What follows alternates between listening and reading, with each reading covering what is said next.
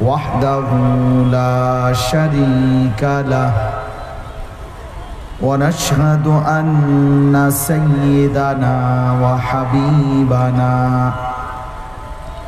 ومولانا محمدا عبده ورسوله أما بعد فأعوذ بالله من الشيطان الرجيم بسم الله الرحمن الرحيم هل أتى على الإنسان حين من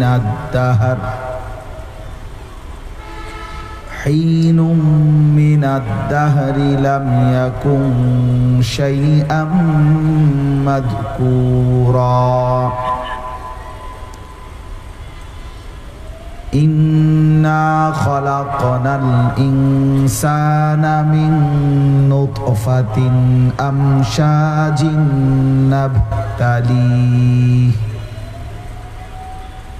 نبتليه فجعلناه سميعا بصيرا إنا هديناه السبيل إما شاكرا وإما كفورا إنا أعتدنا للكافرين سلاسل وأغلالا وسعيرا إن الأبرار يشربون من كأس كان مزاجها كافورا صدق الله مولانا العظيم وقال نبينا صلى الله عليه وسلم ما رأيت مثل الجنة نام طالبها وما رأيت مثل النار نام هاربها اللهم صل على محمد وعلى آل محمد كما صليت على إبراهيم وعلى آل إبراهيم إنك حميد مجيد اللهم بارك على محمد وعلى آل محمد كما باركت على إبراهيم وعلى آل إبراهيم إنك حميد مجيد سبحانك لا علم لنا إلا ما علمتنا إنك أنت العليم الحكيم মিয়া সাহেব এইগুলোর আওয়াজ তো সুন্দর না, এটা তো বোঝা যায় না কানের মধ্যে পুরা ফের বেটা কি লাগাইছে ওগুলো, এটা তো পুরা কান বন্ধ হয়ে গেছে।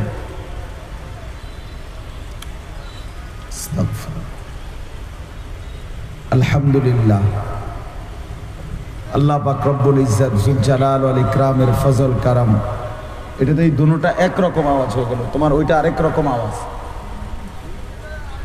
আলগামাকের আওয়াজগুলো আলাদা, এগুলো তোমার দুটোটা একসাথে কানে বাড়ি।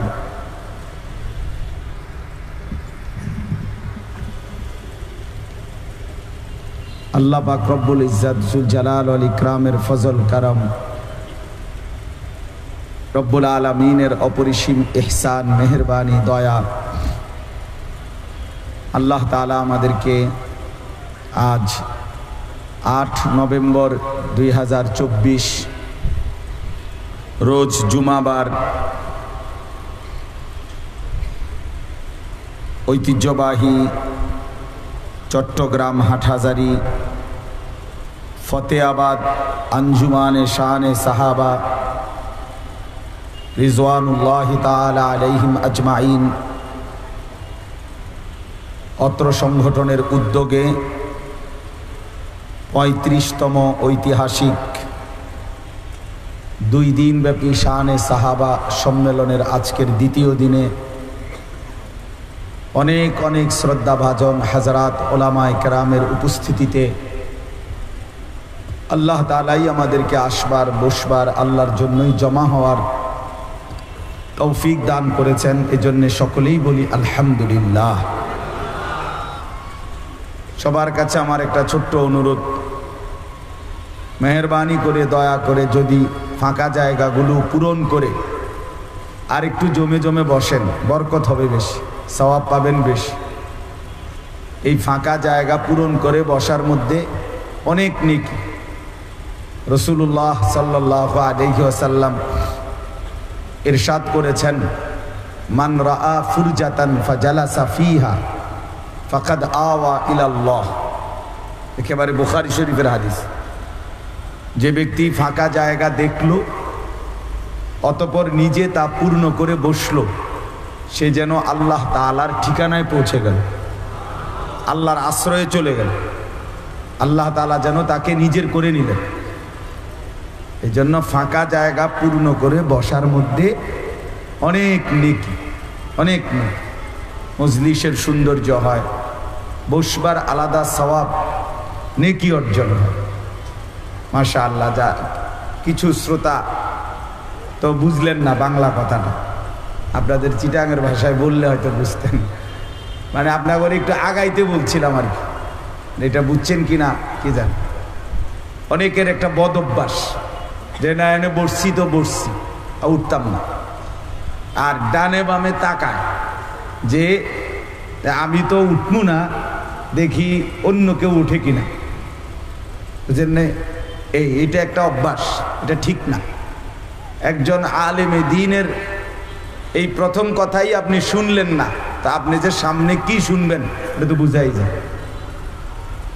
প্রথম কথাতেই তো গুরুত্ব দিলেন না, কারণ এটা তো রাসূলুল্লাহ সাল্লাল্লাহু আলাইহি ওয়াসাল্লামের হাদিস বলা হলো। তো রাসূলুল্লাহ সাল্লাল্লাহু আলাইহি ওয়াসাল্লামের হাদিস শুনবার পরে উম্মতের উচিত সাথে সাথে সাড়া দেওয়া। আপনার এই কথা শুনবার পর 1 ইঞ্চি হলেও আগানো উচিত। কেন? যেটা রাসূলুল্লাহ সাল্লাল্লাহু আলাইহি ওয়াসাল্লামের হাদিস, নবী সাল্লাল্লাহু আলাইহি ওয়াসাল্লামের জবানের কথা। সাহাবায়ে কেরাম এটা বুঝতেন, ফলে নবী সাল্লাল্লাহু আলাইহি ওয়াসাল্লামের কথা তৎক্ষণাৎ আমল করতেন, নগদ। হাদিসের মধ্যে আছে নবী সাল্লাল্লাহু আলাইহি ওয়াসাল্লাম একদিন সাহাবায়ে কেরামের সামনে বক্তব্য দিচ্ছিলেন, নসিহত করতেছিলেন। তো নবীজির চোখের সামনেই কিছু সাহাবী কয়েকজন পিছনে দাঁড়ায় ছিল, মানে নবীজি দেখতেছেন যে ওরা দাঁড়ায় আছে। তো আল্লাহ নবী সাল্লাল্লাহু আলাইহি ওয়াসাল্লাম তখন তাদেরকে লক্ষ্য করে বললেন, ইজলিসু, তোমরা বসে পড়ো, তোমরা বসো, ওই যে কয়েকজন দাঁড়িয়ে আছো। তো এই সময় ঘটনাচক্রে রাসূলুল্লাহ সাল্লাল্লাহু আলাইহি ওয়াসাল্লামের বিখ্যাত সাহাবী, নবীজির অত্যন্ত প্রিয় সাহাবীদের অন্তর্গত আব্দুল্লাহ ইবনে মাসউদ রাদিয়াল্লাহু তাআলা আনহু, তিনি একটু পিছনে আসতেছিলেন, মনে করেন ওই মাথায় উনি আসতেছেন, এখনো এখানে এসে পৌঁছে নাই। এই অবস্থায় তিনি এটা শুনছেন। রাসূলুল্লাহ সাল্লাল্লাহু আলাইহি ওয়াসাল্লাম বলছে যে ইজলিসু, বসে পড়ো। এই কথাটা ওনার কানে পড়ছে। কিতাবে আছে স্পষ্ট যে তিনি সেখানেই বসে গেছেন, আর 1 কদমও সামনে পা বাড়ান। আল্লাহ নবী সাল্লাল্লাহু আলাইহি ওয়াসাল্লাম মজলিস শেষ হওয়ার পরে উনি নবীজির কাছে আসলেন। নবী সাল্লাল্লাহু আলাইহি ওয়াসাল্লাম জিজ্ঞেস করলেন, তোমাকে দেখলাম না। তো তিনি বললেন, ইয়া রাসূলুল্লাহ, আমি তো আসছিলাম, কিন্তু ওইখানে আসা পর্যন্ত আপনি বললেন বসে পড়ো, এই জন্য আমি সেখানেই বসে গেছি। আল্লাহ নবী সাল্লাল্লাহু আলাইহি ওয়াসাল্লাম বললেন, আমি তো তোমার জন্য বলি নাই, ওই চোখের সামনে যে কয়জন দাঁড়িয়েছিল তাদের জন্য বলছিলাম, তুমি কেন সেখানে বসে গেলা? হযরত আব্দুল্লাহ ইবনে মাসউদ রাদিয়াল্লাহু তাআলা আনহু বলেন, ইয়া রাসূলুল্লাহ, আপনার জবান থেকে কোনো হুকুম বলার পর আমি আর নিজের জন্য এক কদম সামনে পা বাড়ানো এটা আমি বৈধ মনে করি না। আমার জন্য আর অনুমতি আছে এক কদম সামনে পা বাড়ানো, আমি এটা নিজের জন্য জায়েজ মনে করি। এই ছিল সাহাবায়ে কেরাম, বুঝতেন রাসূলুল্লাহ সাল্লাল্লাহু আলাইহি ওয়াসাল্লামের প্রতি কথার ইত্তেবা অনুসরণ এভাবে করতেন। এজন্য বাস্তবতা হলো, এমনিতেও মনে রাখবেন, দ্বীনি মজলিসে, আহলুল্লাহদের মজলিসে, ওলামায়ে কেরামের মজলিসে, কোরআন সুন্নাহর মজলিসে যতটা সম্ভব সামনে বসা, এগিয়ে বসার বরকতি আলাদা। এক বিগত আগাইলেন, জান্নাতের দিকেই আগাইলেন। ওয়াসারিউ ইলা মাগফিরাতিম মির রাব্বিকুম, আল্লাহ তাআলা বলেন, বান্দা আমার মাগফিরাতের জন্য দৌড়িয়ে আসো। সারিউ, জলদি দৌড়াও। তো মানে দৌড়াও মানে হলো সামনের দিকে আসো, আগায় আসো। কোরআনুল কারীমের মধ্যে আছে ফাস্তাবিকুল খায়রাত, তোমরা কল্যাণ অর্জনের জন্য, নেকি অর্জনের জন্য প্রতিযোগিতা করো। প্রতিযোগিতা মানে পিছায় পড়া নাকি? প্রতিযোগিতা মানে অপরকে ডিঙ্গায়া এগিয়ে যাওয়ার চেষ্টা, এগিয়ে যাওয়ার চেষ্টা। কোরআনুল কারীমের মধ্যে আল্লাহ তাআলা বলছেন, ওয়াফি যালিকা ফালিয়াতানাফাসিল মুতানাফিসুন, জান্নাতের নিয়ামত অর্জনের জন্য মুমিনদের উচিত নিজেদের মধ্যে প্রতিযোগিতা করা, তার মানে এগিয়ে যাওয়ার চেষ্টা। রাসূলুল্লাহ সাল্লাল্লাহু আলাইহি ওয়াসাল্লাম বলছেন, লাউ তা'লামুনা মা ফিন নিদা ওয়াস সাফফিল আউয়াল সুম্মা লাম ইয়াজিদু ইল্লা আন ইস্তাহামু আলাইহি লাস্তাহামু, যদি তোমরা বুঝতা যে আজান দেওয়ার মধ্যে কি ফজিলত এবং সফে আউয়াল, প্রথম কাতারে বসবার মধ্যে কি ফজিলত, যদি এটা বুঝতা উম্মত, তাহলে নিজেদের মধ্যে লটারি দিয়ে হলেও আজান এবং সফে আউয়ালে বসার চেষ্টা করত। এই সামনে বসার ফজিলত বলছে। মসজিদের প্রথম কাতার আর দ্বিতীয় কাতার টাইলস বরাবর, ফ্যান বরাবর, আওয়াজও বরাবর, নেকি আসমান ও জমিনের ব্যবধান। মসজিদের ডান পাশের কাতার আর বাম দিকের কাতার দেখতে তো বরাবর, দুইটাই টাইলসওয়ালা, সব সেম, কিন্তু নেকিতে আসমান ও জমিনের ব্যবধান। এই জন্য বাপ এটা মনে রাখবেন, সব সময়ের জন্য বললাম, নেকের কাজে যতটা সম্ভব এগিয়ে থাকা, ওলামায়ে কেরামের নজর, আহলুল্লাহদের নজর থেকে বেশি উপকৃত হওয়া।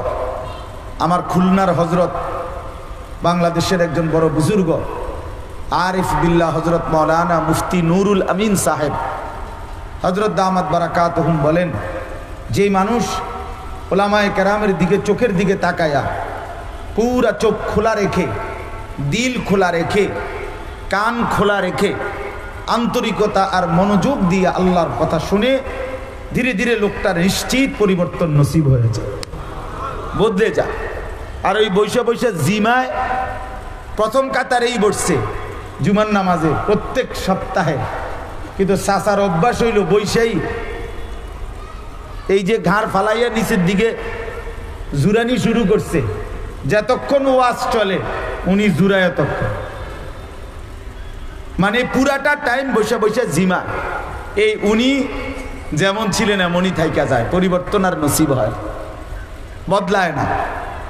এই জন্য সবসময় এটা মনে রাখ, নজরের সাংঘাতিক বরকত, চোখের দৃষ্টির সাংঘাতিক আসর, নজর জিন্দিগি বদলে দেয়, আল্লাহওয়ালার নজর। হ্যাঁ, বুজুর্গদের এটা সবসময়ের কথা, দিন হোতা হে বুজুর্গো কি নজর সে পয়দা, আল্লাহওয়ালার নজরের দ্বারা জিন্দিগি বদলে যায়। হাকিমুল উম্মত মুজাদ্দিদুল মিল্লাত হযরত মাওলানা শাহ আশরাফ আলী থানভী নব্বরাল্লাহু মারকাদাহু, তার মজলিসের মধ্যে একবার ওই সময়ের একজন কবি ছিলেন জিগার মুরাদাবাদী, অনেক ইসলামের বিরুদ্ধে, মুসলিম ছিলেন কিন্তু ইসলামের বিরুদ্ধে, নবী সাহাবীদের বিরুদ্ধে, কোরআন সুন্নাহর বিরুদ্ধে কবিতা লিখতেন। একদিন ওনার বন্ধুরা ওনাকে অনেক বুঝাইয়া শুনাইয়া হাকিমুল উম্মতের মজলিসের মধ্যে আনছিলেন। হাকিমুল উম্মতের মজলিসে কিছুক্ষণ ওনার দিকে তাকাইয়া আল্লাহর কথা শুনছে, কলিজা ছেঁড়া মহব্বত ভরা কথা শুনছেন। তখন তিনি কিছুক্ষণ পরে ওই জিগার মুরাদাবাদী দাঁড়িয়ে হাকিমুল উম্মত থানভী রহমতুল্লাহ আলাইকে বলছেন, মেরি জাহাঁ বদল গই, হাওয়া কি রুখ ভি বদল গই। হায় আশরাফ আলী, কি শুনাইলা, আমার জীবন তো বদলে গেল, আমার জিন্দিগির গতিটাই তো পাল্টে গেল। তো এরপরে তওবা করে পিছনের জিন্দিগি থেকে নিজেকে একজন আল্লাহওয়ালা মুত্তাকি ইসলামের সেবক খাদেম হিসাবে বানায় ফেলছে। যাই হোক ভাই, এটা মনে রাখা চাই, সব সময় চেষ্টা করবেন নজরের দিকে তাকায়া বয়ান শুনুন। যত ওলামায়ে কেরাম বয়ান করে, শুক্রবার দিন জুমার নামাজের বয়ান শুনেন, বিভিন্ন ইসলাহি মজলিসের মধ্যে বয়ান শুনেন, ওলামায়ে কেরামের নসিহত শুনেন, তো চোখ খোলা রেখে, কান খোলা রেখে, দিল খোলা রেখে শুনবেন। নিজে আলাদা শুনবেন, মানে আপনারটা আপনি শুনেন। ডানে বামে কেউ শোনে না, বুট খায় না, বাদাম খায় না, ঠ্যাঙালগি দিয়ে রাখছে না, মাতালগি দিয়ে রাখছে, এটা আপনার দরকার নেই। আপনি শুনেন যে আমার দরকার, আমার জন্য আমি শুনি, আমার জন্য শুনি, নিজের ভালোর জন্য, নিজের কল্যাণের জন্য। ইয়া আইয়ুহাল্লাযীনা আমানু আলাইকুম আনফুসাকুম, আল্লাহ তাআলা বলেন, হে ঈমানদারগণ, মুমিনগণ, তোমরা সকলেই প্রত্যেকেই নিজেকে আঁকড়িয়ে ধরো। আলাইকুম আনফুসাকুম, নিজেকে মজবুতভাবে গড়ে তোলো, নিজেকে মজবুতভাবে সাজিয়ে তোলো, নিজের জিন্দিগি পুরা ঈমান ও ইসলামের উপরে, দ্বীনের উপরে নিজেকে বাস্তবায়ন করো। লা ইয়াদুররুকুম মান দাল্লা ইযা ইহতাদাইতুম, তুমি যদি নিজেকে হেদায়েতের উপরে উঠাইতে পারো তো গোটা পৃথিবীও যদি চায় তোমাকে কেউ পথভ্রষ্ট করতে পারবে না। এটা খুব জরুরি বিষয়, খুব জরুরি বিষয়। চোখের সামনে অনেক দূর দেখা যায় কিন্তু নাক দেখা যায় না, তার মানে হইল অন্যের বহুত কিছু বলা যায়, দেখা যায়, নিজের কিছুই নজরে পড়ে না। নিজের ত্রুটি, নিজের বিচ্যুতি, নিজের কমতি, এটা আর মনে পড়ে না। কেবল মানুষের সংশোধন, মানুষের সংশোধন, লোকেদের এই হয়েছে, তেই হয়েছে, মানুষ এই করতেছে, সেই করতেছে, আর আমনে আব্দুল কাদের জিলানী, উনি নিজে জুনায়েদ বাগদাদ। এই জন্য না, নিজের ফিকির করা চাই।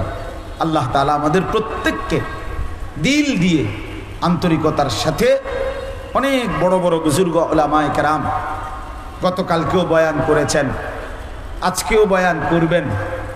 বয়ান করা তো বড় বিষয় না, বয়ান ছাড়াও এখানে শত শত উলামায়ে কেরাম আছেন। বলেন আলহামদুলিল্লাহ। পুরা মজমাটা নূরের মজমা, বলেন আলহামদুলিল্লাহ। আলোকিত মানুষদের একটি মজমা। অতএব এখানে নিশ্চিত এত আল্লাহওয়ালা, এত হক্কানি রব্বানি মুত্তাকি ওলামায়ে কেরাম যেহেতু আছে, তো আল্লাহ তাআলার অফুরন্ত রহমত এর মধ্যে বর্ষিত হবেই হবে। আর আল্লাহ তাআলা হাদিসে কুদসিতে বলছেন, হুমুল কওমু লা ইয়াশকা বিহিম জালিসুহুম, আমার প্রিয় বান্দাদের মজলিস, আমার প্রিয় বান্দাদের সংস্পর্শ, আমার প্রিয় বান্দাদের সাথে বসা, এটা এমন বসা, এমন বরকতওয়ালা যে আমি এই বসার বরকতে কাউকেই বঞ্চিত করি না, কাউকেই মাহরুম করি না। এজন্য আল্লাহ তাআলা আপনাদের কাউকে বঞ্চিত করবে না ইনশাআল্লাহ।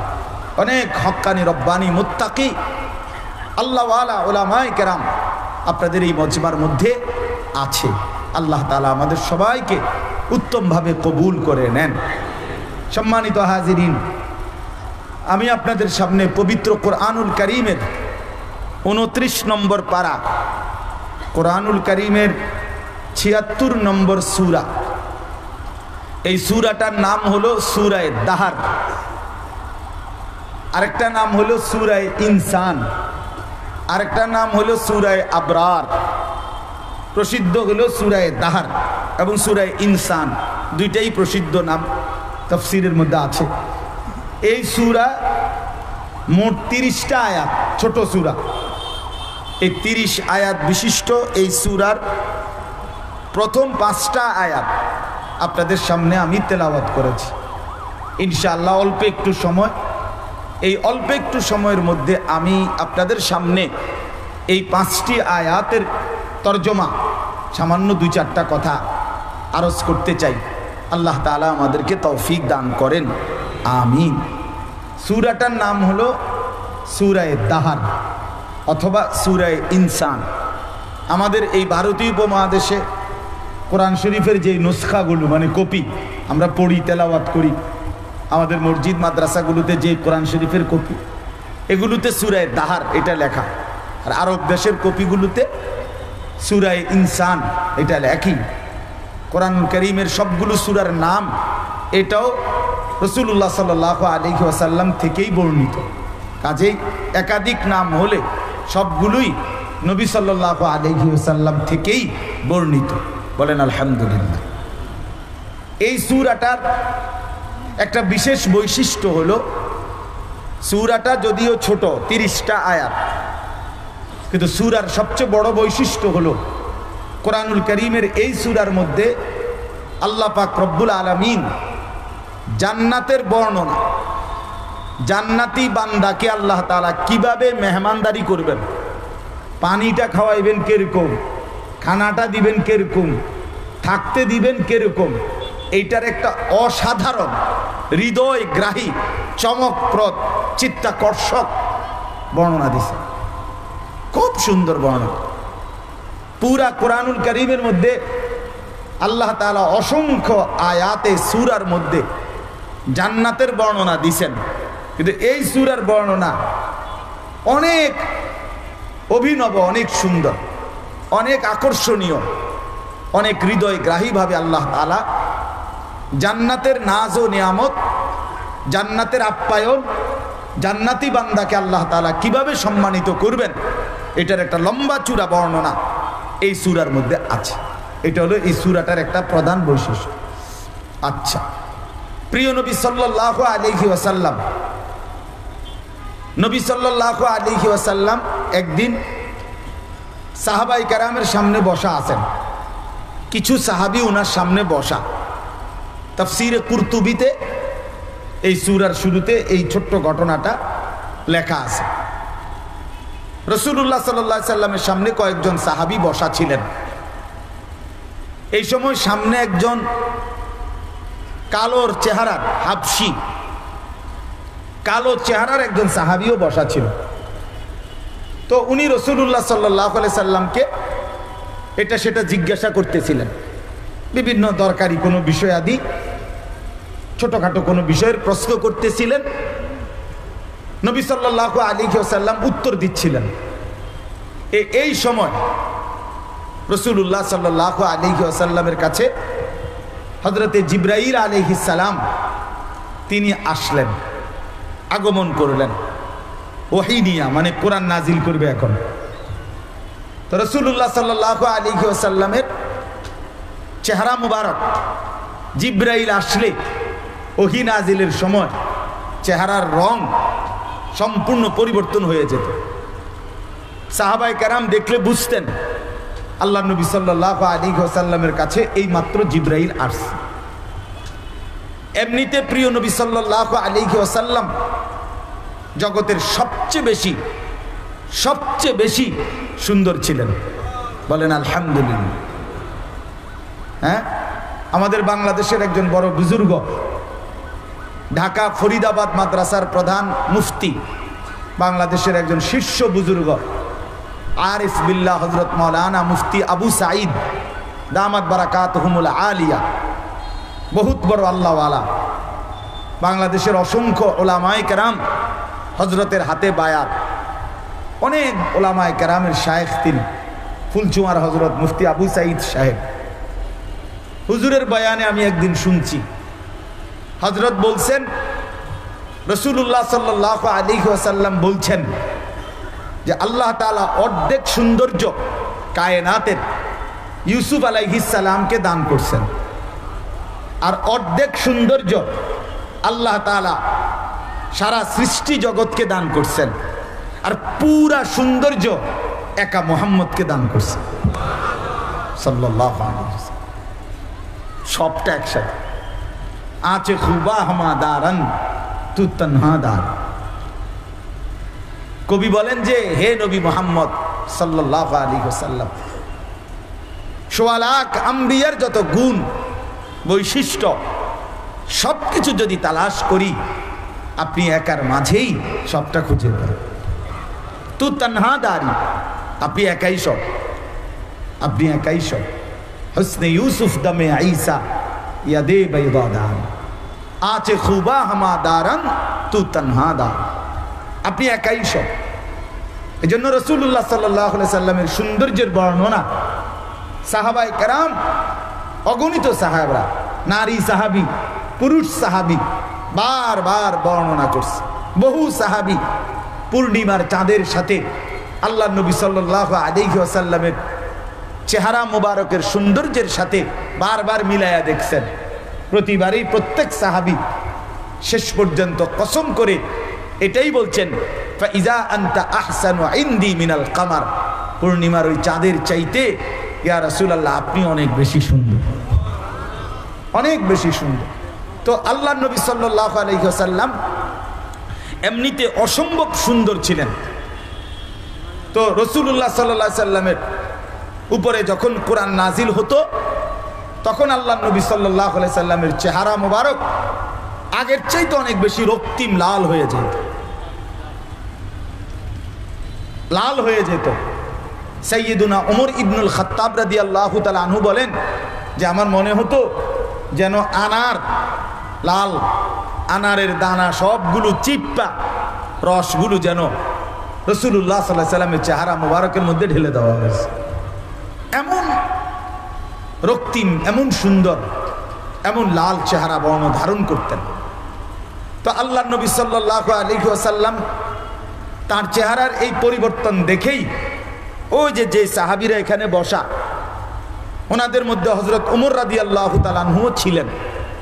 তিনি ওই যে কালো রঙের সাহাবী যিনি হাবশি, উনি যে এটা সেটা বলতেছে কথাবার্তা, ওনারে থামাই দিছে, থামো থামো, কথা বন্ধ করো, মানে ওহী নাজিল হচ্ছে, এখন তুমি কি করো, থামো, তোমার কথা থৌ হইছে, বহুত বলছে। তো আল্লাহ নবী সাল্লাল্লাহু আলাইহি ওয়াসাল্লামের উপর ঠিক এই মুহূর্তে জিবরাইল কোরআনুল কারীমের এই সূরাটা, এই 29 নম্বর পারার 76 নম্বর এই সূরা, সূরা দাহর, কি নাম বলেন তো, বলেন কত নম্বর সূরা? 76 নম্বর সূরা। বলেন কত নম্বর পারা? 29 নম্বর। অনেকেই বলে না শর্মে, এগুলা বলার জিনিস না, আমার বলার জিনিস হলো ভাতের থালা আর বনরুড়ি, বুঝছেন না? দুনিয়ার কথা বলতে বললে আল্লাহ দোহাই বললেও আর থামে না। যদি বলে ভাই হইছে তো আর কইেন না, আরে রাখ, আরো কমু বেড়া। দিনের কথা বলতে গেলে জিজ্ঞাসা করলে বলে না হুজুর এডি আমগরে বইলা শরম দিয়েন না, এইগুলা উনি বলবে না। না, উচিত তো আল্লাহর কথা, কোরআনের কথা, রাসূলুল্লাহ সাল্লাল্লাহু আলাইহি সাল্লামের কথা জবান দিয়ে বারবার বলা, বারবার বলা, বারবার বলা। যেই জবান মালিকের নাম নেয় না, যেই জবান আল্লাহর কালাম পড়তে পারে না, যেই মুসলমান হওয়ার পরেও বাপ আল্লাহর কোরআন দেখে দেখেও পড়তে পারে না, সাইয়া সাইয়াও পড়তে পারে না, যে মুসলমান, আমার তো পরিষ্কার এটা আমার মত, আমার দিল বলে যে ওই মুসলমান আসলে বোবা, বোবা, বোবা বেটা, তুমি বেটা, যে তার মালিকের নাম নিতে জানে না, আল্লাহর কোরআন পড়তে পারে না, ওই লোকটা আসলেই বোবা। আপনি বাকি যে কথাগুলো বলেন এগুলো না বললেও চলতো মিয়া, দুনিয়া ভোগ করার জন্য ওইগুলো না বললেও চলতো। বোবা মানুষও ভাত খায়, বোবা মানুষও ঘুম যায়, বোবা মানুষও পেশাব পায়খানা করে, বোবা মানুষেরও বাচ্চা কাচ্চা হয়, বোবা মানুষও বিয়া করে। দুনিয়া ভোগ করতে কথা না বললেও চলতো, কিন্তু যেই মালিকের দেওয়া জবান, যেই মালিকের দেওয়া চোখ, তার দেওয়া জবানে, তার দেওয়া চোখে আপনি তার নামটাও নেন না, আল্লাহর কালাম দেখে দেখেও পড়তে পারেন না। স্কুলে পড়লেন, কলেজে পড়লেন, ইউনিভার্সিটিতে পড়লেন, অথবা পড়েন নাই, আজ হায়াতের 40 বছর 60 বছর পার করে ফেললেন। আমার বাপ, এর চাইতে বড় ব্যর্থতা, এর চাইতে বড় লজ্জা একজন মুসলমান হিসেবে আর কিছু হইতে পারে না। এটা বেইজ্জতি বেটা, এটা বেইজ্জতি। যতগুলো পড়ালেখা করে দুনিয়া রোজগার করতেছেন, অনেক বইপত্র পড়ে, এগুলো একটা না পড়েও দুনিয়া ভোগ করা যাইতো। অসংখ্য মূর্খ বকলম নাম দস্তখত করতে জানে না, তারাও গোটা দুনিয়ার বাড়ি গাড়ি নারী অর্থ বিত্ত ক্ষমতা দালান টাইলস দুনিয়ার সমস্ত ভোগের সামগ্রী তারাও ভোগ করছে। আপনি দেখেন গিয়া, আপনি দেখেন, এগুলো ছাড়াও দুনিয়া মিলে যায়। এই বাংলা অঙ্ক ইংরেজি পদার্থ জীববিজ্ঞান ছাড়াও দুনিয়া মিলে যাইতো, কিন্তু কোরআন ছাড়া, সেজদা ছাড়া, মালিকের নাম ছাড়া, জিকির ছাড়া, আল্লাহ তাআলার গোলামি ছাড়া আখিরাত মিলবে না, আখিরাত মিলবে না। দুনিয়া এমনি মিলে যায়, দুনিয়া ডাকলেও মিলে যায়, না ডাকলেও মিলে যায়। যে সেজদা করে মালিক তারেও খাওয়ায়, যে সেজদা করে না মালিক তারেও খাওয়ায়। রিজিক আল্লাহ সকলকেই দুনিয়ায় দেয়। আল্লাহ তাআলা রিজিক ফেরাউনকেও দিয়েছেন, মুসা আলাইহিস সালামকেও দিয়েছেন, নমরুদকেও দিয়েছেন, ইব্রাহিম আলাইহিস সালামকেও দিয়েছেন, আবু জাহল আবু লাহাবকেও দিয়েছেন, সরদার দু আলম নবী সাল্লাল্লাহু আলাইহি সাল্লামকেও দিয়েছেন। দুনিয়া আল্লাহ সবাইকে দেয় মিয়া। কুলু ওয়া তামাত্তাউ কালিলান ইন্নাকুম মুজরিমুন। আল্লাহ বলে বান্দা নাফরমান, খাও দুনিয়া, ওয়া তামাত্তাউ কালিলান, কিছু সময়ের জন্য দুনিয়া ভোগ করো, তবে মনে রেখো ইন্নাকুম মুজরিমুন, তুমি কিন্তু পাপী। মনে রাখো, এটা বড় বিষয়। দুনিয়া ভক্ষণ করা, দুনিয়া ভোগ করা, দুনিয়ার মাতবরি অহংকার, এটা কোনো তেমন বিষয় না। বিষয় হলো এটা মনে রেখো ইন্নাকুম মুজরিমুন, তুমি কিন্তু পাপী। আমি তো পরিষ্কার বলি, আল্লাহ তাআলা যেন বলে সকাল 8টা বাজে যেই নাফরমান নাস্তা খাইতে বসে, তো আল্লাহ যেন বলে নাফরমান ঠিক আছে নাস্তা খা, তো মনে রাখিস বেঈমান ফজরের নামাজ পড়স নাই, খা ঠিক আছে খাইতে লইছো খা। রাত 10টা বাজে যেই নাফরমান খাইতে বসছে, রব্বুল আলামিন ডাক দিয়ে বলে নাফরমান খাইতে লইছো খা, কোনো অসুবিধা নাই, আমি আটকাবো না, তবে মনে রাখিস এশার নামাজ পড়স নাই, এশার নামাজ পড়ো নাই, ইন্নাকুম মুজরিমুন, তুই কিন্তু পাপী। খাইতে থাকো দুনিয়া, দুনিয়া আমি ভোগ করতে দিলাম। বাড়ি করছো ঠিক আছে থাকো, তো মনে রাখো সুদের টাকা, মনে রাখো কিস্তির টাকা, লোনের টাকা আমি ছাড়বো না বান্দা। ওয়াইলুন ইয়াউমাইদিল লিল মুকাদ্দিবিন, সেদিন ইয়াউমাইদিন, সেদিন প্রতিটা মিথ্যাবাদী নাফরমানের জন্য ওয়াইলুন জাহান্নাম, আযাব, দুঃখ, লাঞ্ছনা, লাঞ্ছনা। ওয়াদারনি ওয়াল মুকাদ্দিবিনা উলিন না'মাতি ওয়ামাহিলহুম কালিলা। আল্লাহ তাআলা বলে মিথ্যাবাদী নাফরমানকে কিছু সময়ের জন্য দুনিয়া ভোগ করবার সুযোগ দাও, দাও বান্দা দাও, দুনিয়া ভোগ করতে দাও। দুনিয়া আমি আল্লাহ তাআলার আম দস্তরখান, খোলা দস্তরখান, এখানে আমি কাউকে বাধা দেই না, ডাকলেও খাইতে দেই, না ডাকলেও খাইতে দেই। অনুগত অবাধ্য ইমানদার নাফরমান কাফের মুশরিক, আরে ভাইয়া দুনিয়া তো আল্লাহ তাআলা জন্তু জানোয়ারকেও ভোগ করতে দেয়। দুনিয়া তো কুকুর বিড়ালও ভোগ করে, দুনিয়া তো গরু ছাগলও ভোগ করে। এজন্য বাপ, এটা এমনি মনের আবেগে বললাম। অনেক মুসলমান বহুতই বড় আফসোস, আল্লাহর কোরআন পড়তে জানেন না, আল্লাহর কোরআন পড়তে জানেন না। এই জবান দিয়ে মালিকের নাম, আখিরাতের কথা, এই জবান দিয়ে আল্লাহর কথা উচ্চারিত হতেই চায় না, হতেই চায় না। এর চাইতে বড় আফসোস আর কিছু নয়, চলে না। তো আল্লাহ নবী সাল্লাল্লাহু আলাইহি সাল্লামের উপর জিবরাইল কোরআন নাজিল করলেন। এই সূরাটা কোন সূরা বলেন? বলেন না, সূরা দাহার। কত নম্বর সূরা বলেন? ৭৬ নম্বর সূরা, ২৯ নম্বর। আমার একটা উদ্দেশ্য হলো, আমার শায়েখের এটা একটা আমল, আমার শায়েখ আরিফ বিল্লাহ আল্লামা মুফতি মুশতাকুর নবী কাসিমি, ওনার একটা অভ্যাস হুজুরে সবসময় যে শ্রোতার কাছ থেকে আদায় করতে চেষ্টা করে, যে বলেন বলেন আবার বলেন আবার বলেন, কি বলছি বলেন, আমনে বলেন আমনে বলেন, মানে অর্থ হইল যে এইটুকু কথা কম হোক, আমি এইখানে 50 মিনিটে আমি পুরা 23 বছরের ইসলাম বুঝাইয়া দিতে হইব, এটা জরুরি, এটা সম্ভব। তো বাকি হুজুররা কি করবো তাইলে? তাহলে বিষয়টা এইটা না, বিষয়টা হলো অল্পই বললাম, কিন্তু এটুকু কথা যেন আল্লাহর বান্দার কলিজাতে বসল, এই জন্য এটা হুজুরের একটা আমল। যাই হোক, তো এই সূরা দাহার হযরত জিবরাইল আলাইহিস সালাম নাজিল করিলেন। আল্লাহ নবী সাল্লাল্লাহু আলাইহি ওয়াসাল্লাম তিনি এই উপস্থিত সাহাবীদের সামনে এই সূরাটা তেলাওয়াত করে শুনাইলেন। এই তাজা তাজা সূরা মাত্র নাজিল হলো। তো একটু আগেই বললাম এই সূরার মধ্যে কোরআনের জান্নাতের বর্ণনাটা খুব চমৎকার, অভিনব, এবং আল্লাহ তাআলা অত্যন্ত হৃদয়গ্রাহী আকর্ষণীয় ভঙ্গিমায় জান্নাতের বর্ণনা দান করছেন।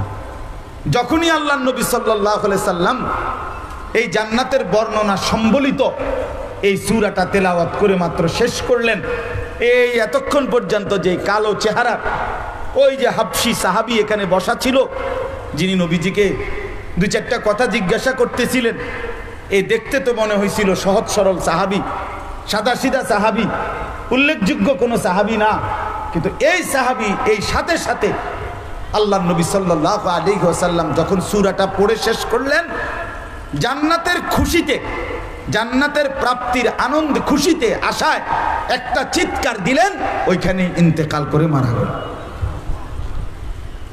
ওইখানে ইন্তেকাল। রাসূলুল্লাহ সাল্লাল্লাহু আলাইহি ওয়াসাল্লাম সাহাবীদেরকে বললেন, লাকাদ আখরাজা নাফসা সাহিবিকুম আশ-শাওকু ইলাল জান্নাহ, দেখো তোমাদের এই সাথী তার জীবন দিয়ে দিল জান্নাতের প্রচন্ড আগ্রহে, জান্নাতের শৌক, জান্নাতের আগ্রহে সে তার জীবন দিয়ে দিল। এই ছিল সাহাবায়ে কেরামের জিন্দেগি।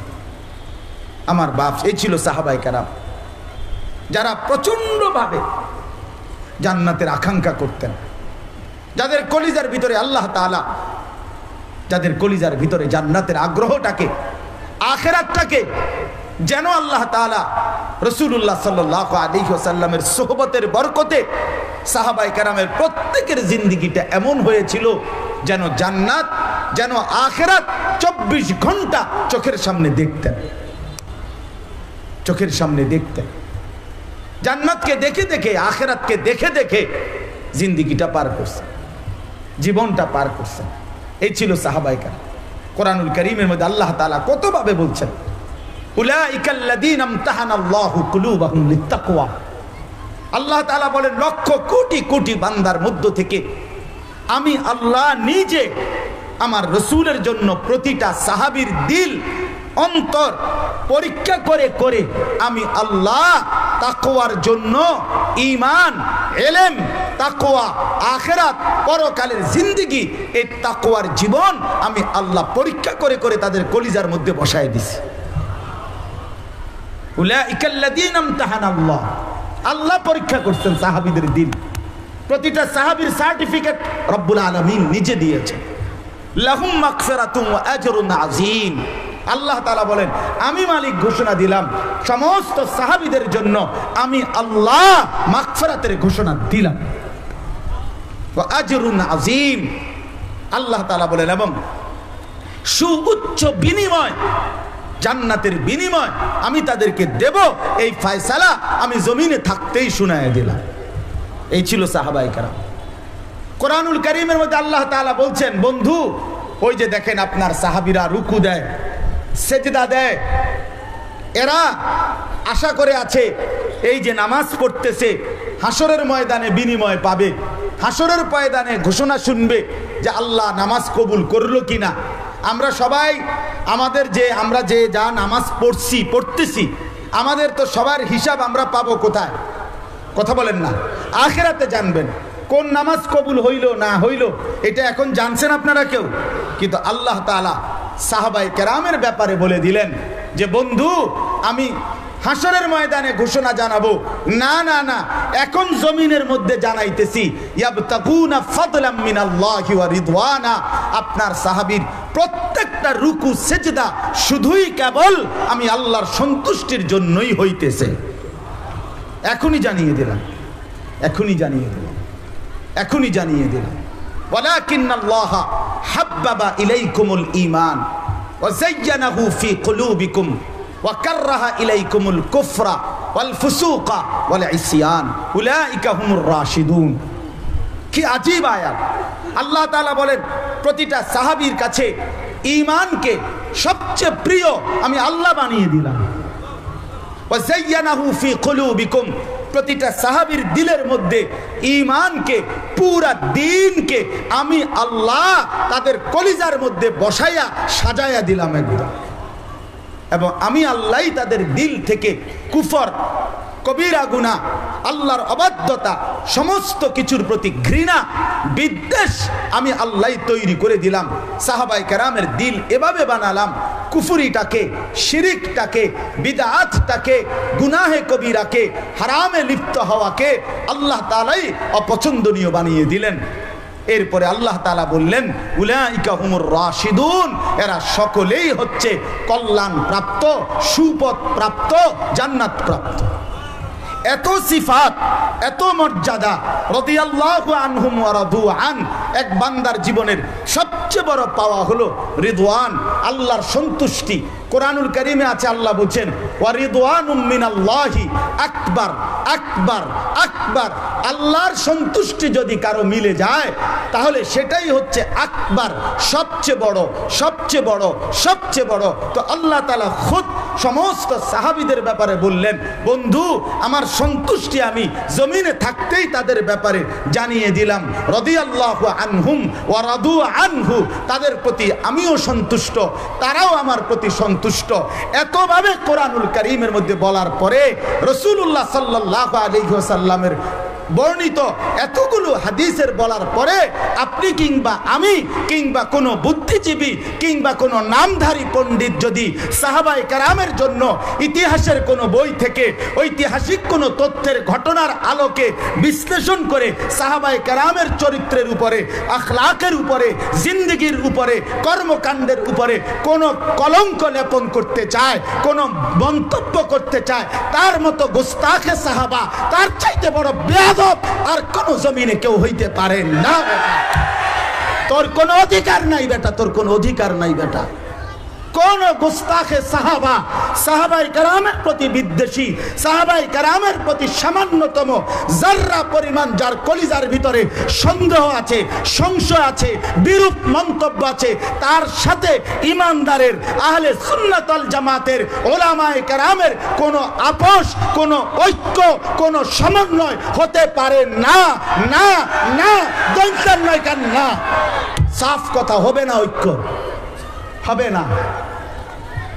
ইমানের বিচ্যুতি দিয়ে ঐক্য হয় না, আকীদার বিচ্যুতি দিয়ে ঐক্য হয় না। বিশ্বাসের মধ্যে যদি ভিন্নতা হয় ঐক্য হবে কেমন বলেন? এই জন্য গুস্তাখে সাহাবা, সাহাবায়ে কেরামের শান ও আজমতের উপরে এই মাহফিল। আমরা শতভাগ ইয়াকিনের সাথে সমস্ত সাহাবায়ে কেরামের প্রতি শতভাগ আস্থা রাখি। বলেন আলহামদুলিল্লাহ। কি বলেন? সবাই আস্থা রাখি তো আমরা ইনশাআল্লাহ। হ্যাঁ, সমস্ত সাহাবায়ে কেরাম উদুল, আস-সাহাবাতু কুল্লুহুম উদুল। সমস্ত সাহাবায়ে কেরাম আদিল, সমস্ত সাহাবায়ে কেরাম ন্যায়পরায়ণ, সমস্ত সাহাবায়ে কেরাম সত্যের মাপকাঠি। বলেন আলহামদুলিল্লাহ, বলেন আলহামদুলিল্লাহ। তুমি না বুঝলে না বুঝো, তুমি না বুঝলে, তুমি ইতিহাস চর্চা করো, ঐতিহাসিক তথ্যের আলোকে শুদ্ধ মারো। হ্যাঁ, ঐতিহাসিক তথ্যের আলোকে সমস্ত তথ্য উপাত্ত বিচার বিশ্লেষণ করে বিষয়টি বোঝা গেল এখানে একটু সমস্যা আছে স্যার। আরে বাবা, ফাইজলামি সবার লোকে। হ্যাঁ, আল্লাহ তাআলা পুরা কোরআনুল কারীমের মধ্যে এইভাবে বললেন উলাইকা হুমুর রাশিদুন লাহুম মাগফিরা লাহুম আজরুন আযীম। এইভাবে বললেন আল্লাহ তাআলা যে তারা সুপথ প্রাপ্ত, তারা কল্যাণ প্রাপ্ত, তারা হেদায়েত প্রাপ্ত। আমি আল্লাহ তাদের জন্য মাগফিরাত লিখে দিলাম, আমি তাদের জন্য জান্নাত লিখে দিলাম। উলাইকা হুম খায়রুল বারিয়া, তারা সবচেয়ে সৃষ্টির শ্রেষ্ঠতম তবকা। এত মর্যাদা, এত সম্মান বলার পরে আমাদের সেখানে কোন রকমের কলম ধরার, মন্তব্য করার, যাররা পরিমাণ বিদ্রুপ করার, ব্যঙ্গ করার অথবা বিশ্লেষণের নামে কোনো ত্রুটি বের করার কোনো অনুমতি আছে কি আমাদের? আল্লাহ আমাদেরকে বুঝ দান করেন, আল্লাহ তাআলা আমাদেরকে বুঝ দান করেন। আল্লাহ তাআলা উম্মতে মুসলিমার প্রত্যেকটা সদস্যকে সাহাবায়ে কেরামের আজমত কলিজার মধ্যে লালন করার তৌফিক দান করেন। চলেন তো এরপরে বললাম এই সাহাবীদের কলিজার ভিতরে জান্নাতের প্রচন্ড আগ্রহ ছিল, প্রচন্ড আগ্রহ। অনেক ঘটনা আছে, অনেক ঘটনা। উহুদের যুদ্ধের সময় না বদরের যুদ্ধের সময় রাসূলুল্লাহ সাল্লাল্লাহু আলাইহি ওয়াসাল্লাম 313 জন সাহাবীকে যখন যুদ্ধের জন্য কাফেরদের মোকাবেলায় দাঁড় করাইছেন, যুদ্ধ শুরু, তখন আল্লাহর নবী সাল্লাল্লাহু আলাইহি ওয়াসাল্লাম সাহাবীদের সামনে একটা আয়াত পড়ছেন, ওয়াসারিউ ইলা মাগফিরাতিম মির রাব্বিকুম ওয়া জান্নাতিন আরদুহাস সামাওয়াতু ওয়াল আরদ। যাও জলদি আসো, এই আমার সাহাবীরা, ছোট আল্লাহর মাগফিরাত এবং আসমান ও জমিন প্রশস্ত জান্নাতের দিকে যাও, ময়দানে জীবন দাও, জান্নাত বুঝে নাও, জান দাও, আল্লাহর জন্য জান দাও, কলিজার খুন দাও, শাহাদাতের নজরানা পেশ করো, আর আল্লাহর থেকে জান্নাত বুঝে নাও, বুঝে নাও। তো এক সাহাবীর হাতের মধ্যে 3টা বা 4টা খেজুর ছিল, খেজুর, ক্ষুধার্ত ছিলেন তিনি, খেজুরটা মাত্র খাবে, এই জন্য 3টা বা 4টা খেজুর নিছে। এই সময় নবীজি এই কথাইটা বলছে যে চলো জলদি ছোট, জীবন দাও, জান্নাত নাও।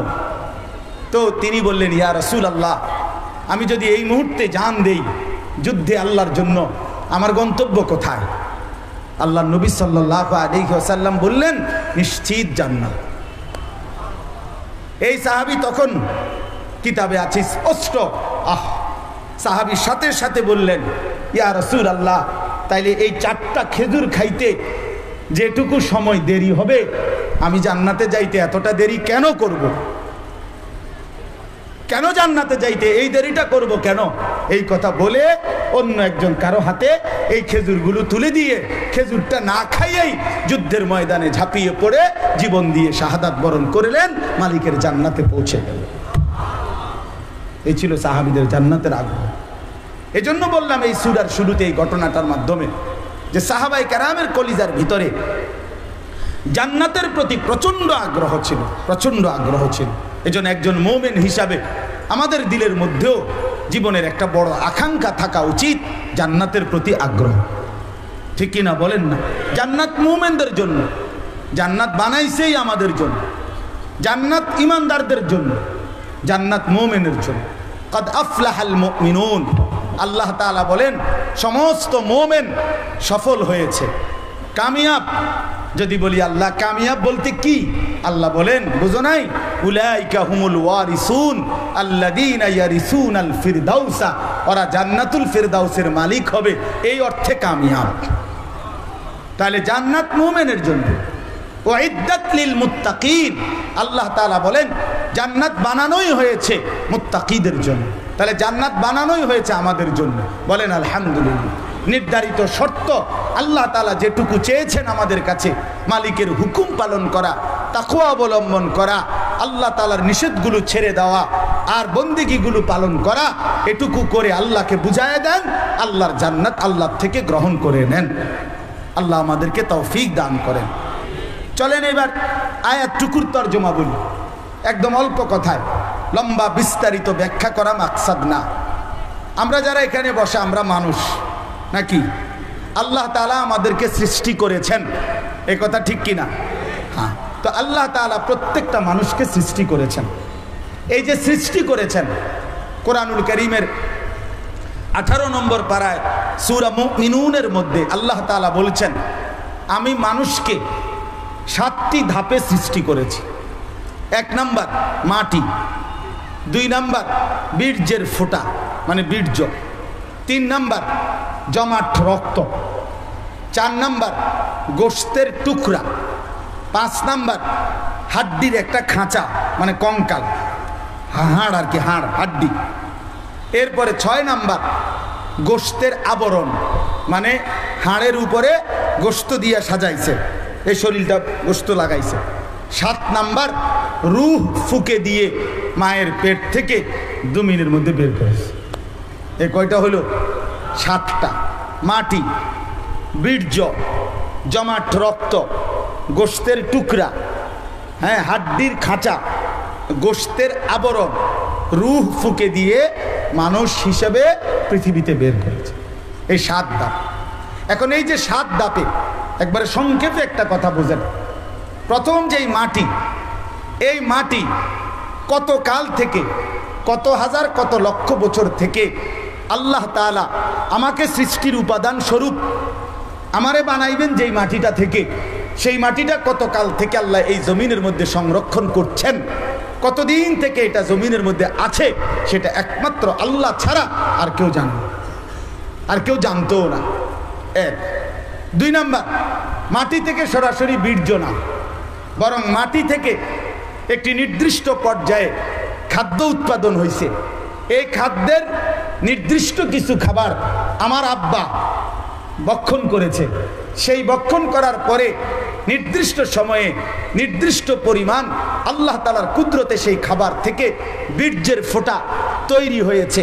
একটি নির্দিষ্ট সময় পরে বাবা মায়ের মিলনের মাধ্যমে উভয়ের মিশ্র বীর্য আল্লাহ তাআলা মায়ের জরায়ুর মধ্যে স্থাপন করেছেন। সেখান থেকে পর্যায়ক্রমে বাকি ধাপগুলো অতিক্রম করে 9 মাস পরে, 9.5 মাস পরে, 10 মাস পরে একদিন আমারে মায়ের পেট থেকে এই জমিনের আলো দেখিয়েছেন।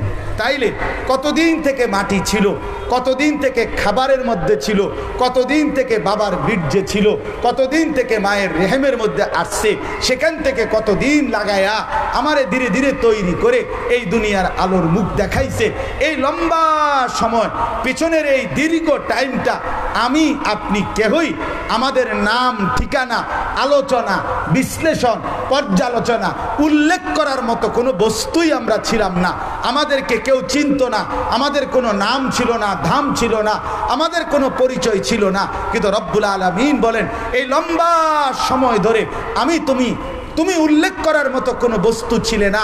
এরকম একটি অনুল্লেখ, অপরিচিত, অনস্তিত্বের একটি অবস্থা থেকে আমি আল্লাহ দীর্ঘ সময়ের যত্নে পরিচর্যা করে আমি আল্লাহ মিশ্র স্বামী স্ত্রীর বীর্য থেকে তুমি মানুষকে সৃষ্টি করেছি। এত লম্বা সময় লাগাইয়া, এত দীর্ঘ পরিকল্পনার মাধ্যমে, এত দিন যত্ন করে আগলাইয়া রাখার মাধ্যমে সেই তুমি পৃথিবীর মধ্যে আইসা আমার ভুলে গেলে কেমনে? কেমনে ভুলে গেল নাফরমান? বলেন। আজ যারা সেজদা করে না তারা কি জবাব দিবে? আল্লাহ যখন জিজ্ঞেস করবে বান্দা তুমি জানো কত লম্বা সময় লাগাই আমি তোমারে বানাইছি? তুমি কি আমার 1 ঘন্টার? তুমি আমার দীর্ঘ সময়। এই জন্য আল্লাহ তাআলা বলেন আমি রব্বুল আলামিন। এইবার তরজমাটা দেখেন, হাল আতা আলাল ইনসানি হিনুম মিনাদ দাহর লাম ইয়াকুন শাইআম মাযকুরা। মানুষ তোমার উপর দিয়ে একটি লম্বা সময়, দীর্ঘ যুগ অতিবাহিত হয়েছে।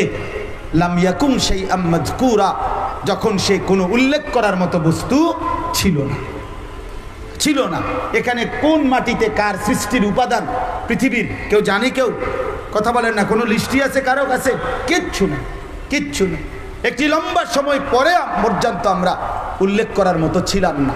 মায়ের পেট থেকে যেদিন বের হইল, 6 দিনের দিন, 7 দিনের দিন, যেদিন আমার একটা নাম রাখলো আনিসুর রহমান, সেদিন থেকে পৃথিবী চিনল এইতে আনিসুর রহমান। এর আগে বেলা ছিল না, এর আগে কোনো আলোচনাই ছিল না, পরিচিতিই ছিল না, এর আগে কেউ জানত না। আল্লাহ তাআলা বলেন ইন্না খালাকনাল ইনসানা মিন নুতফাতিন আমশাজ।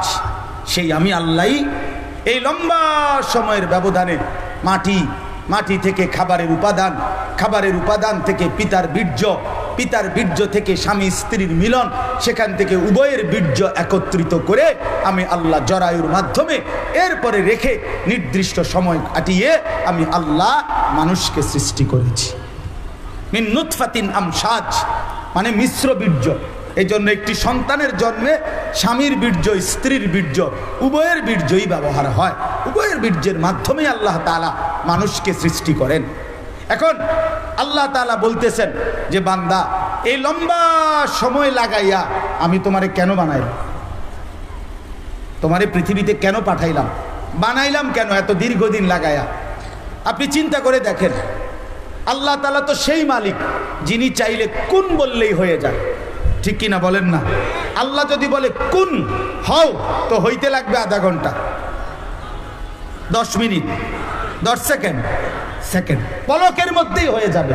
তো যে মালিক চাইলে এক পলকেই আমারে বানাইতে পারতেন, তিনি এত লম্বা সময় ধরে আমারে আগলাইয়া ধীরে ধীরে ধীরে ধীরে এই পর্যায়ক্রমে আমারে আল্লাহ তাআলা পৃথিবীতে মানুষ হিসাবে কেন বানাইলেন? এটা যদি আমরা প্রশ্ন করেন, চিন্তা করে প্রত্যেকটা মানুষের এটা ভাবা উচিত, প্রতিটা যুবকের এটা ভাবা উচিত। হায় নওজোয়ান, কেন তোমারে বানাইলো? শুধু মোবাইল টিপবা, উলঙ্গ ছবি দেখবা, নর্তকীর নাচ দেখবা, জিনা আর ব্যভিচারের দৃশ্য দেখবা, সারা রাত উলঙ্গ ছবি দেখবা, সারা দিনে একটা সেজদা দিবা না, না মালিক চিনলা, যা না রাসূল চিনলা, না কোরআন চিনলা, না আল্লাহ চিনলা, না আখিরাত চিনলা, না মায়ের সম্মান বুঝলা, না বাবার ইজ্জত বুঝলা, না বংশের ইজ্জত বুঝলা, না ধর্মের সম্মান বুঝলা, কিচ্ছুই চিনলা না। শুধুই কেবল ঘোরাফেরা, শুধুই কেবল আড্ডা, শুধুই কেবল নারী, ছবি, নর্তকী, জিনা, ব্যভিচারের দৃশ্য, মদ, জুয়ার আড্ডা। এটা কি কোনো জিন্দেগি হইতে পারে বাপ? এজন্যই আল্লাহ বানাইছেন। আর বয়স্ক মাঝ বয়সী বাবা, আপনারা ভাবেন আপনাদের জিন্দেগি আল্লাহ তাআলা কেন বানাইছেন? আজকের মাঝ বয়সী লোকেরা, বয়স্ক লোকেরা হিসাব মিলায় ছেলে 3টা বিদেশে পাঠিয়ে দিছি, অথবা দেশে কামাই রোজগারি করে 4টা মেয়ে বিয়ে দিয়ে ফেলছি, বাড়িতে একটা বিল্ডিং করছি, কদ্দুর জায়গা জমি কিনছি, মাশাআল্লাহ জীবনের টার্গেট হাসিল হয়ে গেছে। পৃথিবীতে আসছিলাম যে উদ্দেশ্যে, এই উদ্দেশ্য অর্জন হয়ে গেছে। আসছিলাম দুনিয়াতে ফুট বিদেশ ফাটাইতে, বিদেশ ফাটাইলাম, মাইয়া বিয়া দিতে, মাইয়া বিয়া দিলাম, বিল্ডিং করলাম, ঘর দুয়ার করলাম। এখন শেষ বয়সটা খায়, ঘুমায়, পান খায়, বন খায়, বিড়ি খায়, চা খায়, আর চা দোকানে আড্ডা মারে, গল্প করে, খামখেয়ালির এক জিন্দেগি শেষ করে দিচ্ছে। খালাস, এরই নাম জীবন। এজন্যই আল্লাহ তাআলা পাঠিয়েছিলেন। তো আল্লাহ তাআলা বলেন কেন পাঠালাম? তো আল্লাহ তাআলা বলেন নাবতালিহি, আমি পরীক্ষা করার জন্য। কি জন্যে? পরীক্ষা করার জন্য। বলেন না কি জন্য পাঠাইছেন? আমাকে কেন বানাইছেন? পরীক্ষা করার জন্য। বলেন কি জন্যে আপনাকে কেন বানাইছেন? পরীক্ষা করার জন্য। কি পরীক্ষা? কি পরীক্ষা? পরীক্ষা হলো আল্লাহ তাআলা বলেন, বান্দা আমি তোমার জন্য জান্নাত এবং জাহান্নাম বানিয়েছি, পরীক্ষা করে দেখতে চাই তুমি জান্নাতে যেতে চাও না জাহান্নামে যেতে চাও। এই জন্য দুনিয়ার এই হায়াতটা দিছি। এই পরীক্ষার সময়টা 60 বছর। পরীক্ষার সময়টা, এই যে ওখানে পরীক্ষা 3 ঘন্টা, এটা 30 বছর। ওইখানে পরীক্ষা 4 ঘন্টা, এটা 40 বছর, এটা 60 বছর। এক একজনের জন্য এক একটা নির্ধারণ করে দিছি হায়াত, এটা পরীক্ষার জন্য। এখন পরীক্ষা করে দেখব তুমি কি জান্নাতে যাইবা নাকি জাহান্নামে যাইবা। এবারে শেষ কথাটা শুনেন। আল্লাহ তাআলা বলেন, বান্দা পরীক্ষায় যাতে তুমি উত্তীর্ণ হইতে পারো, তুমি যেন পরীক্ষায় পাশ করতে পারো দুনিয়ার হায়াতে, এই জন্য আমি 2টা ব্যবস্থা করছি। 1 নাম্বার, ফাজআলনাহু সামিআম বাসীরা, আমি আল্লাহ তাআলা শুনবার মতো কান দিয়েছি, দেখবার মতো চোখ দিয়েছি। তাফসীরের মধ্যে আছে, যদিও 2টা বলছে, উদ্দেশ্য পুরা দেহ। অর্থাৎ আল্লাহ তাআলা বলেন 1 নম্বরে পরীক্ষায় উত্তীর্ণ হওয়ার জন্য, জান্নাতে যাওয়ার জন্য আমার যতগুলো হুকুম তোমাকে পালন করতে হবে, যতগুলো নিষেধ তোমাকে ছাড়তে হবে, এগুলো পূর্ণ পালন করার এবং পূর্ণ বর্জন করার পুরা শারীরিক যোগ্যতা 100 আমি আল্লাহ তোমার দেহের মধ্যে নিজেই দিয়ে দিয়েছি।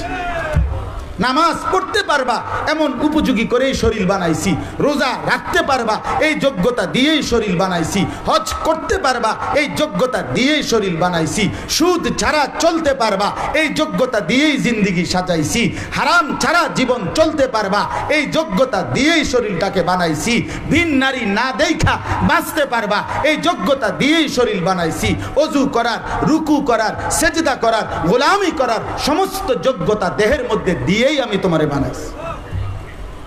ফিতরাতাল্লাহিল্লাতী ফাতারান নাস আলাইহা। আপনি যদি বলেন যে আল্লাহ আপনি আমারে কইলেন রুকু করতে, আমাদের কোমরে বাঁকা হয় না, আপনি আমার এটা কি কইলেন, তাইলে না আপনি বলতেন যে আমার উপরে জুলুম হইছে। ঠিক কিনা বলেন না কেন? আমারে বললেন সেজদা দিতে, আমার তো নিচের দিকেই আমি নামতারি না, আমার কোনইও ভাঙ্গে না, আমার হাঁটুও ভাঙ্গে না, আমার কোমরও ভাঙ্গে না, আমি সেজদা কেমনে দিব? আমি সেজদা দিব কিভাবে? তাইলে এইটা হলে না, আজকে যদি আমারে গাছের মতো সোজা বানাইয়া বলতো সেজদা দিতে, তাইলে না জুলুম হইতো। কিন্তু আমার কি কোমর ভাঙ্গে, কোনই ভাঙ্গে, হাঁটু ভাঙ্গে? তাহলে অসুবিধা কোথায়? অসুবিধা আমার খুলনার হযরত বলেন যে এখানে আল্লাহ বলছে অজুর মধ্যে সমস্ত মুখমণ্ডল ধৌত করা ফরজ। তো হযরত বলেন এখান থেকে এখানে, এখানে আল্লাহ তাআলা সাজাইছেন এর দূর, এটা যে দূর, এখান থেকে এখানে দূর, কারণ এখানে পানি নিয়ে যে সমস্ত মুখমণ্ডল ধৌত করতে হবে, এই জন্য এইটা সাজাইছে যে দূর, এটাও এর দূর, যাতে আমার বান্দার এক জাররাও মুখমণ্ডল ধৌত করতে কষ্ট না হয়। নাকের নরম জায়গায় ফরজ গোসলের সময় পানি পৌঁছানো ফরজ নাকি জানেন না? এটা তো নাকের নরম জায়গা কোনটারে কয়? এর নাক বাঁকা হয় যে দূর, এর দূর, প্রত্যেকের নাক আপনি লড়াইয়া দেখেন যে এটা লড়ে, এইটারে নরম জায়গা কয়, এর উপরেরটা শক্ত। তো এইটা যে দূর, এটারে নরম জায়গা কয়। এটার মধ্যে পানি পৌঁছানো ফরজ, যখন বীর্যপাত হয় গোসল ফরজ হয়। তো এই নাকের নরম জায়গায় পানি পৌঁছানোর জন্য এই হাতের এই যে কোষ, হাতের এই কোষের মধ্যে পানি আটে যদ্দূর, নরম জায়গা পর্যন্ত পানি পৌঁছাইতে পানি লাগে ঠিক তদ্দূর। আমি শতবার পরীক্ষা করে দেখছি, বুঝছেন না কথাটা? নবী সাল্লাল্লাহু আলাইহি সাল্লাম বলছে 33 বার সুবহানাল্লাহ পড়ো, 33 বার আলহামদুলিল্লাহ, 34 বার আল্লাহু আকবার।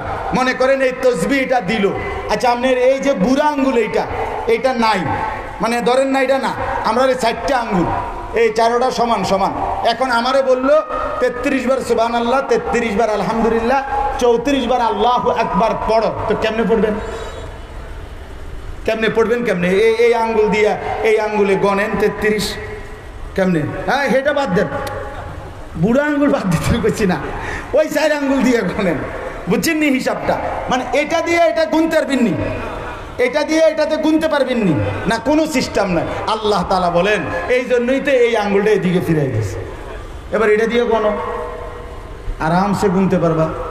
এই যে বুড়া আঙ্গুল, নাহলে এইটা এদিকে ফিরাইলো কেন, এই 4টা এদিকে কেন?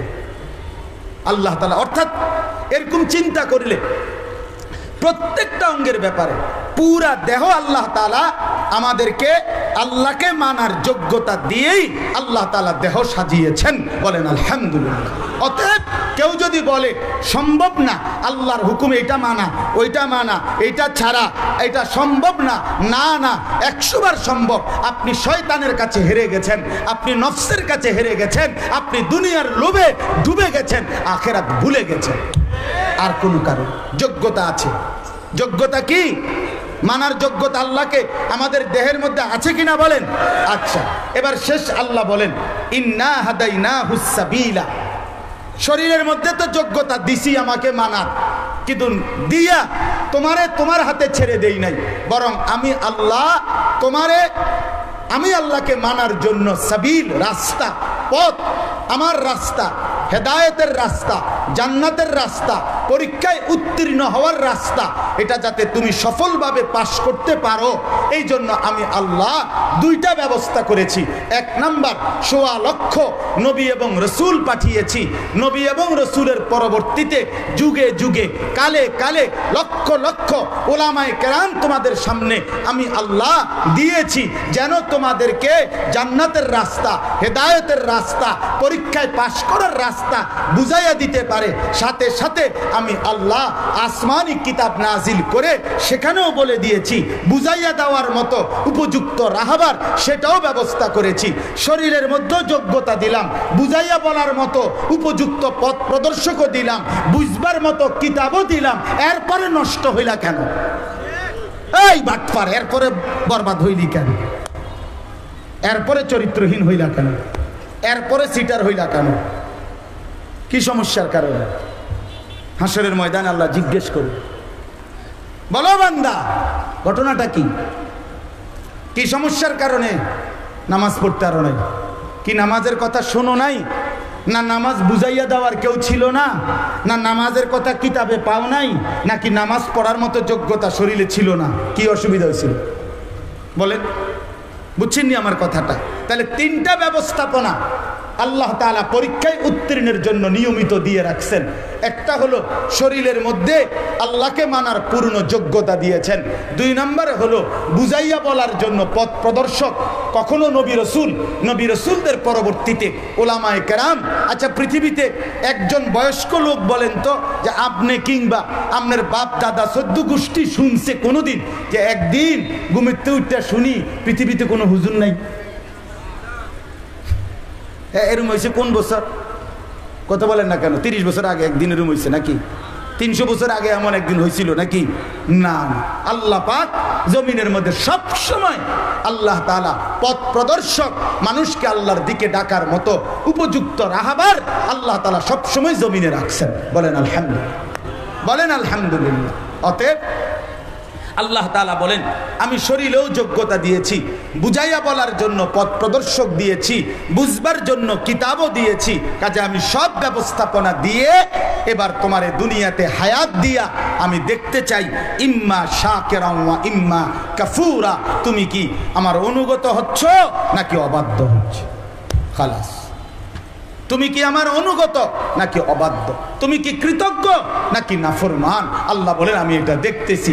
তোমারে আমি বুঝাইয়া বলার জন্য লোক দিছি, তোমারে আমি কিতাবও দিয়েছি, মানার যোগ্যতা সম্পূর্ণ দেহ দিয়েছি। এবার শুধু দেখতেছি তুমি আমারে মানতেছো নাকি নাফরমানি করতেছো। যদি নাফরমানি করো, ইন্না আ'তাদনা লিল কাফিরিনা সালাসিলা ওয়া আগলালা ওয়া সাঈরা, আল্লাহ বলেন এতভাবে সুন্দর ব্যবস্থাপনা করে দেওয়ার পরেও যদি নাফরমানি করো, তো প্রত্যেক নাফরমান পাপীর জন্য আমি আল্লাহ আখিরাতে ঠিক করে রেখেছি। 1 নম্বরে সালাসিলা, আগুনের শিকল। 2 নম্বরে আগলালা, বেড়ি, 2 হাত বাইন্দা রাখার মতো বেড়ি। আর ওয়া সাঈরা, জাহান্নামের আগুন। আল্লাহ বলেন, আইসো তুমি বান্দা, ভাত তরকারি খাও, অসুবিধা নাই, কিন্তু আখেরাতে আইসো 1 নাম্বার আগুনের শিকল দিয়া বান্ধিমু।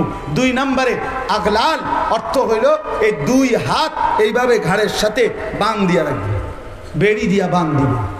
আর 3 নাম্বার হলো জাহান্নামের আগুনের মধ্যে ফেলা, জাহান্নামে। আশ্চর্য একটা কথা শুনেন, তাফসীরে কুরতুবির মধ্যে লিখছে, হযরত আবু দারদা রাদিয়াল্লাহু তাআলা আনহু, একজন বিখ্যাত সাহাবী, উনি বলছেন, হে দুনিয়াবাসী, উনি নাকি প্রায় বলতেন, উনি ওই কিতাবে লিখছে যে, হে মুমিনরা, আজকে তুমি, আজীব কথা, যে আল্লাহ তাআলা হাসরের ময়দানে পাপী নাফরমানকে এই হাত উপরের দিকে তুললা এভাবে বাঁধ দিয়ে রাখবেন, বাঁধ দিবেন আগুনের বেড়ি দিয়া। তো তিনি বলতেন, হে ঈমানদার, আজকে তুমি দুনিয়ায় থাকতে এমনিতেই 2টা হাত উঠাও নামাজের জন্য, তাকবীরের জন্য। আজ তুমি এমনে উঠাও, তাইলে লাভবান হবা, নয়তো একদিন নিশ্চিত তোমার সেই 2 হাত উঠানো হবে, কিন্তু সেদিন সেটা বাঁধ দেওয়া হবে। আল্লাহ আমাদেরকে মাফ করে দেন। শেষ কথা হলো, ইন্নাল আবরারা ইয়াশরাবুনা মিন কাসিন কানা মিজাজুহা কাফুরা। আল্লাহ তাআলা বলেন, আর আমি আল্লাহ অনুগত বাধ্য আমার ফরমাবরদার নেককার বান্দাদের জন্য জান্নাতের নিয়ামত রেডি রাখছি। 1 নম্বরে কাফুর নামক জান্নাতের একটি স্পেশাল ঝর্ণা মিশ্রিত, সেখান থেকে নেওয়া পানি জান্নাতের শরাবের সাথে মিশিয়ে আমি আল্লাহ সর্বোচ্চ সুগন্ধিময় পানীয় জান্নাতি বান্দাকে পান করাবো।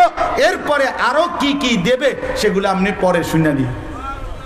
প্রথম আমি ফানিটা কইলাম, বাকিটা আপনি পড়লেন, আরো আছে সামনে। অর্থাৎ সামনে জান্নাতের বর্ণনা ধারাবাহিকভাবে দিছে। আপনাদের কাছে আমার এই অনুরোধের কথা বাপ, আমি আপনি প্রত্যেকেই চলেন আজকের এই মাহফিল থেকে আমরা নিয়ত করি আমাদের শরীরে আল্লাহকে মানার যোগ্যতা আছে, আমাদের জন্য ওলামায়ে কেরাম আছে, আমাদের জন্য আসমানি কিতাব আছে। অতএব আমরা প্রত্যেকে ইনশাআল্লাহ নিজের জীবনকে কদর করে আখিরাতের পুঁজি সংগ্রহের জন্য, জান্নাত অর্জনের জন্য মেহনত করব। বলেন ইনশাআল্লাহ, বলেন ইনশাআল্লাহ, বলেন ইনশাআল্লাহ। কোন নাফরমানি, গুনাহ, আল্লাহর অবাধ্যতা শতভাগ ছেড়ে দেওয়ার জন্য আমরা নিয়ত করি, হিম্মত করি। আল্লাহ আমাদেরকে তৌফিক দান করেন, কবুল করেন। শানে সাহাবা এই সম্মেলনকে আল্লাহ তাআলা কিয়ামত পর্যন্তের জন্য কায়েম দায়েম করে দেন। আমিন। সুবহানাল্লাহি ওয়া বিহামদিহি, সুবহানাকাল্লাহুম্মা ওয়া বিহামদিহি। মুহতারাম হাজিরিন, আপনারা সকলে